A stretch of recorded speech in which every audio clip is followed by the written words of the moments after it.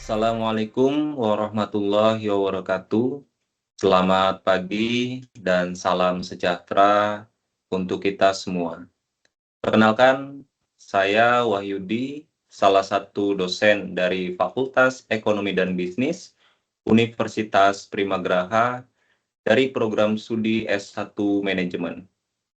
Video ini dibuat untuk memenuhi salah satu syarat mengikuti sertifikasi dosen tahun 2024 tentang pernyataan diri dosen dalam unjuk kerja Tridharma Perguruan Tinggi atau PDD UKT-PT, khususnya pada aspek pengajaran. Dalam kesempatan kali ini, saya akan memaparkan tentang mata kuliah yang saya ampu di program studi S1 Manajemen, yaitu mata kuliah Manajemen Sumber Daya Manusia dengan metode DIA atau Delivery, Interaction, and Assessment. Saya akan memulai untuk menjelaskan deskripsi dan informasi umum dari mata kuliah Manajemen Sumber Daya Manusia. Mata kuliah ini memberikan pemahaman dan penerapan konsep manajemen sumber daya manusia yang sesuai dengan tujuan dan strategi organisasi. Mata kuliah ini juga memberi pengetahuan kepada mahasiswa mengenai pokok-pokok utama dalam pengelolaan sumber daya manusia. Mata kuliah Manajemen Sumber Daya Manusia merupakan mata kuliah wajib bagi mahasiswa semester 5 pada program studi S1 Manajemen Fakultas Ekonomi dan Bisnis Universitas Primagraha. Mata kuliah Manajemen Sumber Daya Manusia ini memiliki bobot 3 SKS. Adapun bahasa pengantar yang digunakan yaitu bahasa Indonesia. Capaian pembelajaran lulusan atau CPL pada program studi S1 Manajemen yang dibebankan pada mata kuliah ini diantaranya yaitu 1. Mampu menerapkan pemikiran logis, kritis, sistematis, dan inovatif dalam konteks pengembangan atau implementasi ilmu pengetahuan dan teknologi sesuai bidang keahliannya. Kedua, menguasai konsep teori ilmu manajemen sumber daya manusia dan menerapkannya dalam berbagai tipe organisasi, baik bisnis maupun non-bisnis, pada tingkat global, nasional, dan lokal. Yang ketiga, mampu mengambil keputusan secara tepat dalam konteks penyelesaian masalah di bidang keahliannya, berdasarkan hasil analisis terhadap informasi dan data. Dan yang keempat, mampu menyelesaikan masalah rutin fungsi organisasi dan fungsi manajemen dalam kaidah yang berlaku. Untuk capaian pembelajaran mata kuliah atau CPMK pada akhir perkuliahan ini yaitu mahasiswa mampu menguraikan prinsip dan konsep dasar manajemen sumber daya manusia, merancang sistem manajemen yang efektif dan selaras dengan visi, misi, dan strategi organisasi, serta mampu menganalisis isu-isu dan permasalahan dalam manajemen sumber daya manusia secara komprehensif. Referensi yang digunakan dalam mata kuliah Manajemen Sumber Daya Manusia bersumber dari buku maupun artikel jurnal yang membahas pengelolaan sumber daya manusia. Adapun sistem pembelajaran di mata kuliah Manajemen Sumber Daya Manusia dilaksanakan secara sinkronus dan asinkronus dengan menggunakan metode pembelajaran aktif yang mengutamakan peran dan keaktifan mahasiswa. Pembelajaran mata kuliah Manajemen Sumber Daya Manusia ini dilaksanakan sebanyak 16 kali pertemuan, dengan rincian 14 kali pertemuan perkuliahan, 1 kali pertemuan UTS, dan 1 kali pertemuan UAS. Adapun bahan kajian dalam proses perkuliahan mata kuliah Manajemen Sumber Daya Manusia Di antaranya 1. Konsep dasar manajemen SDM. 2. Analisis pekerjaan. 3. Perencanaan SDM. 4. Rekrutmen dan seleksi. 5. Pengenalan, penempatan, dan pemberhentian. 6. Pelatihan dan pengembangan SDM. 7. Perencanaan dan pengembangan karir. 8. Kompensasi dan balas jasa. 9. Membangun disiplin kerja. 10. Motivasi dan kepuasan kerja. 11. Kerja sama tim. 12. Manajemen konflik. 13. Kinerja karyawan. Dan 14. Audit SDM. Selanjutnya untuk evaluasi hasil belajar atau sistem penilaiannya mengacu pada standar mutu penilaian pembelajaran yang ditetapkan oleh Universitas Primagraha pada tanggal 13 November tahun 2020 dengan kode dokumen 01-SPMI-04-11 Romawi-2020. Di mana terdapat 5 aspek penilaian, di antaranya kehadiran, tugas, kuis, UTS, dan UAS. Masing-masing aspek ini memiliki bobot yang berbeda, di mana kehadiran memiliki bobot 10%, tugas 15%, kuis 5%, UTS 30%, dan UAS memiliki bobot 40%. Demikian informasi yang bisa saya sampaikan mengenai mata kuliah Manajemen Sumber Daya Manusia untuk mahasiswa program studi S1 Manajemen, Fakultas Ekonomi dan Bisnis Universitas Primagraha. Berikutnya merupakan cuplikan dari proses pembelajaran yang saya lakukan secara sinkronus melalui daring. Selamat menyaksikan. Gitu ya. Nah, sekarang kita coba diskusikan gitu ya mengenai pelatihan dan pengembangan SDM. Nah, di sini pelatihan itu ya adalah suatu proses pendidikan jangka pendek ya yang menggunakan prosedur yang sistematis dan terorganisasi. Ya, karyawan terutama gitu ya di non manajerial biasanya mempelajari pengetahuan dan keterampilan teknis. Ya, itu pelatihan tuh ya. Jadi kalau pelatihan itu yang pertama cirinya gitu ya, dia itu pelaksanaannya itu sebentar. Dan gitu ya, yang didapat adalah keterampilan teknis. Pertanyaannya ya, bagi perusahaan, pelatihan itu penting nggak sih bagi perusahaan? Penting sih, Pak. Kenapa penting? Karena dengan pelatihan kita bisa mendapatkan karyawan yang berkualitas gitu. Maksudnya kayak yang seperti apa yang dibutuhkan kinerjanya. Selain itu, izin menjawab Pak. ya, Untuk meningkatkan sumber daya manusianya, Pak. ya. Kalau menurut Kang Amar gimana? Pelatihan itu penting nggak? Penting Pak, karena untuk mengukur tolak ukur karyawan itu kemampuannya sampai mana gitu Pak. Ya. Jadi keterpentingannya itu ya, Kang Amar ya. Iya Pak.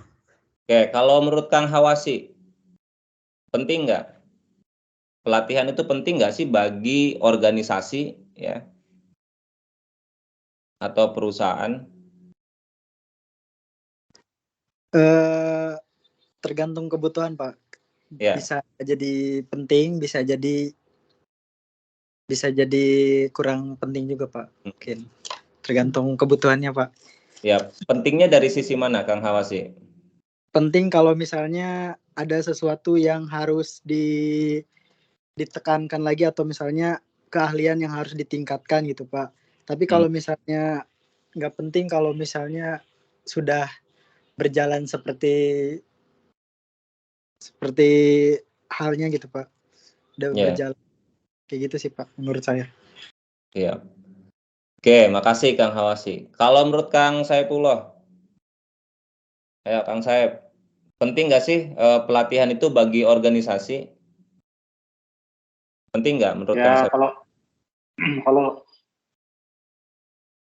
kalau kita bicara pelatihan sih, jadi di sebuah organisasi itu kan salah satunya adalah pertama kita untuk mengukur keberhasilan di satu organisasi, gitu.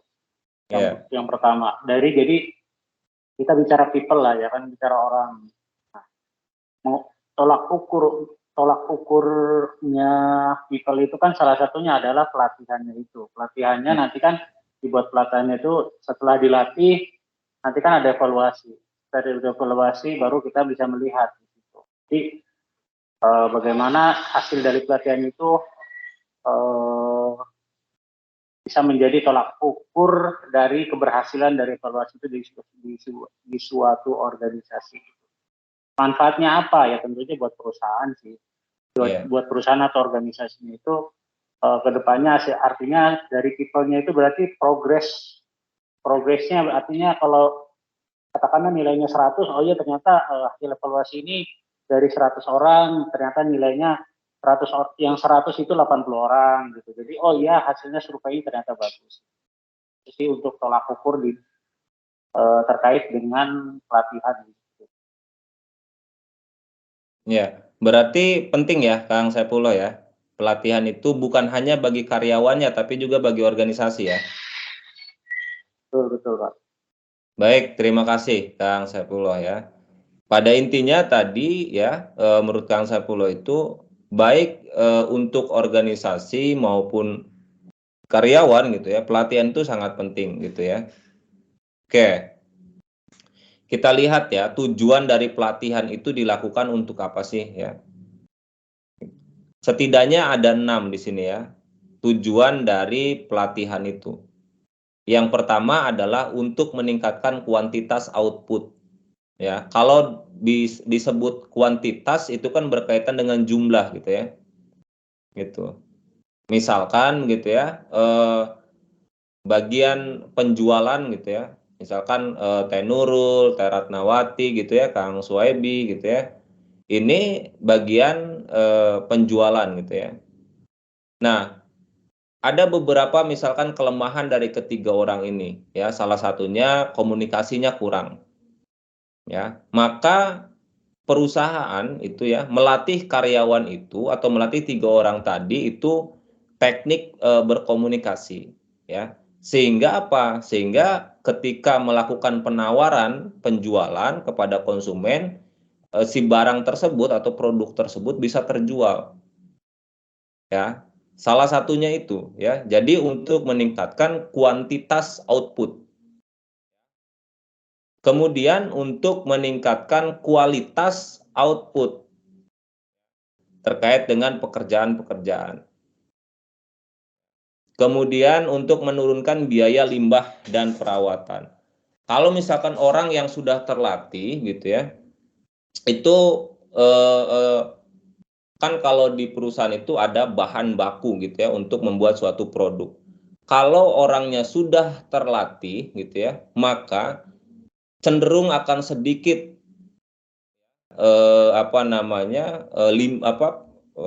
bahan baku tersebut terbuang ya, sehingga tadi menurunkan biaya limbah dan perawatan ya. Kemudian untuk menurunkan jumlah dan biaya terjadinya kecelakaan.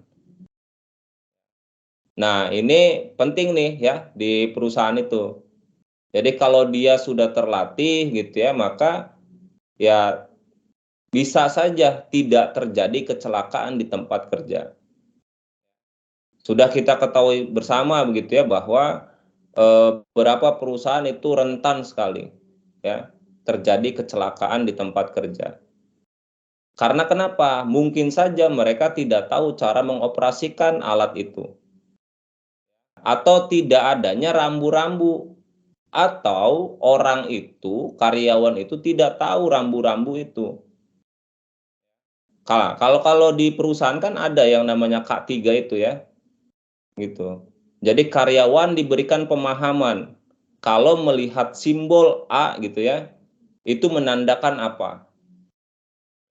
Kalau dari sisi perusahaan gitu ya, itu memasang ya simbol-simbol atau rambu-rambu supaya si karyawan itu gitu ya, ketika memasuki suatu area gitu ya, itu misalkan harus menggunakan APD ya, alat pelindung diri.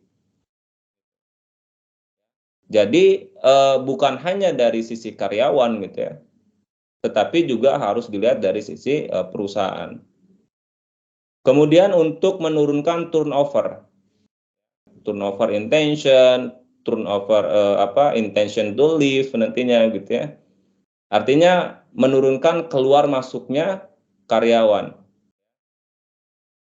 Ada yang mengundurkan diri gitu ya. Karena kenapa? Terkadang ya kalau misalkan orang itu tidak terbiasa atau tidak ahli begitu ya untuk melakukan suatu pekerjaan gitu. Akibatnya apa? Akibatnya mereka stres gitu. Itu mereka akan stres kalau dia tidak bisa mengerjakan pekerjaannya. Untuk mengurangi itu, maka orang itu harus dilatih supaya bisa mengatasi pekerjaannya itu. Sehingga ketika melakukan pekerjaan dia nggak stres. Dengan cara apa ya? Dilatih gitu. Kemudian ketidakhadiran ya, serta meningkatkan kepuasan kerja. Dan yang terakhir adalah untuk mencegahnya timbul antipati karyawan ya terhadap apa? Terhadap pekerjaannya maupun perusahaan. Nah, ini coba kita lihat ya. Ini beberapa manfaat yang didapat dari proses pelatihan. Jadi pelatihan itu ya atau proses pelatihan itu manfaatnya bukan hanya untuk karyawan saja. Dia mendapatkan keterampilan misalkan. Bukan hanya itu. Bukan hanya manfaatnya itu didapatkan hanya untuk karyawan saja. Tetapi juga untuk perusahaan. Ada manfaatnya yang didapat oleh perusahaan. Oke. Dari tujuan tadi gitu ya, manfaat tadi, pertanyaannya ya. Apakah pelatihan itu dapat mempengaruhi kinerja karyawan secara signifikan? Menurut pandangan teman-teman gimana?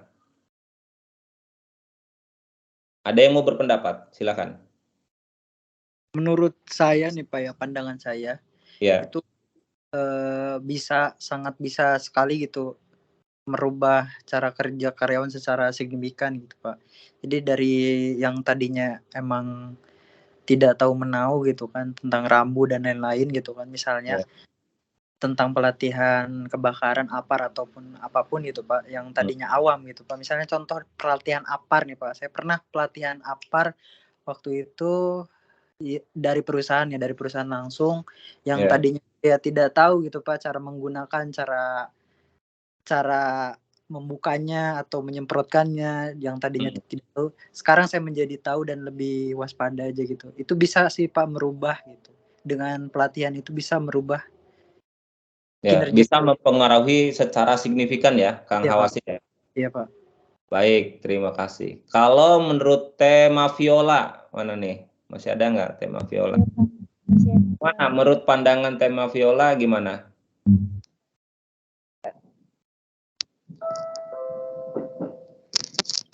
Sangat ini Pak, mempengaruhi sangat. Berpengaruh signifikan nggak sih pelatihan itu, ya terutama pelatihan ya, terhadap kinerja karyawan? Sangat mempengaruhi Pak, karena pelatihan termasuk salah satu media untuk karyawan itu mengembangkan skill, juga kreativitasnya. Ya. Ya baik, tema Viola. Contohnya tema Viola sendiri gitu ya, ketika diberangkatkan ke luar negeri, itu kan harus dilatih dulu ya, bagaimana budayanya di sana gitu kan, bagaimana iklimnya gitu, kan harus tahu dulu kan, betul nggak? Iya Pak, betul.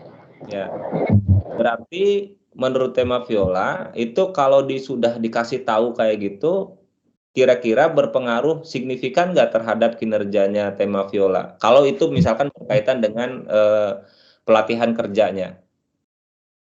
Iya Pak, sangat signifikan karena kalau misalkan nggak ada pelatihan kita nggak tahu apa-apa.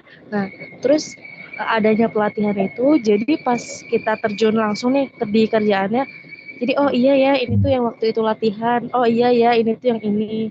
Hanya Iya, saja kan kalau di sini kadang masih bingung tentang bahasa ya Pak ya. Cuman iya. kita makanya nalar karena kita udah pernah pelatihan, jadi oh mungkin maksudnya dia tuh ini dan itu ternyata benar gitu Pak. Ya.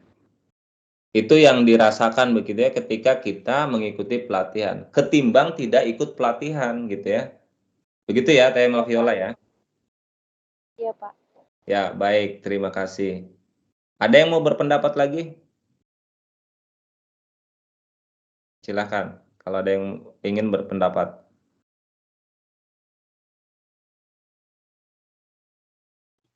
Izin, Pak. Silakan, Kang Irfan. Ya, kalau menurut saya sangat signifikan, Pak ya. Karena pelatihan ini bisa jadi karyawan itu berkembang dengan dapatnya ilmu yang dari pelatihan tersebut. Ya. Itu sih, Pak. Pasti berkembang juga dari sisi karyawannya juga itu.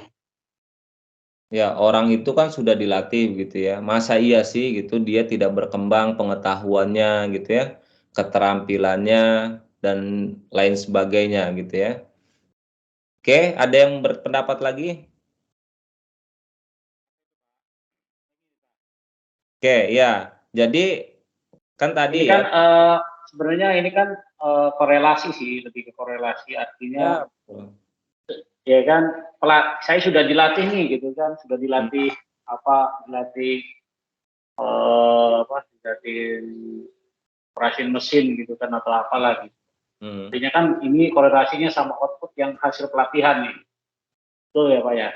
Ya. Jadi sudah dilatih, sudah istilahnya dikasih rulusnya, dikasih wajangan gitu kan. Nah, tentunya saya berpandangan adalah ketika kita sudah didorong, artinya kan didorong gitu kan, kita didorong, dimotivasi, dilatih itu kan, dimotivasi.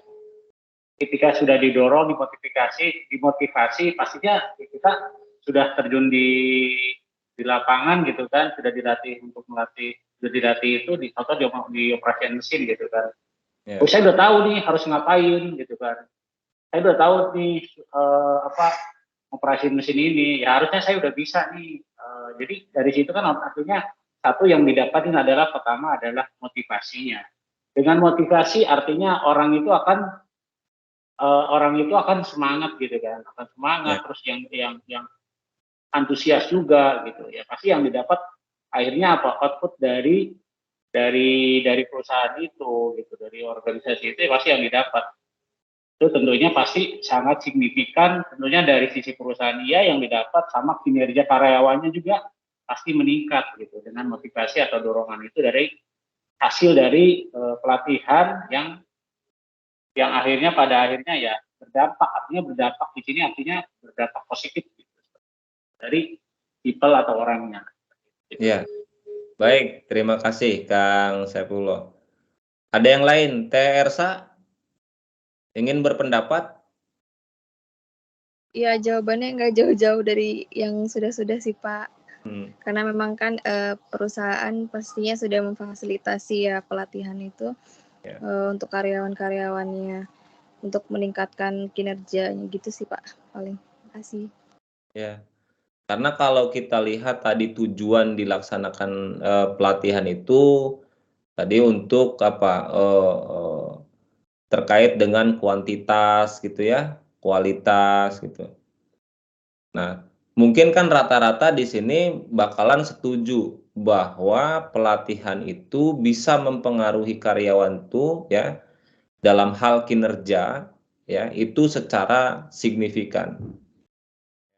Ini bisa dibantah oleh apa? Nah, kebetulan ada penelitian ya, ini penelitian saya ya tahun 2021 sama di awal ya saya menduga bahwa pelatihan itu ya bisa memberikan pengaruh yang signifikan terhadap kinerja karyawan.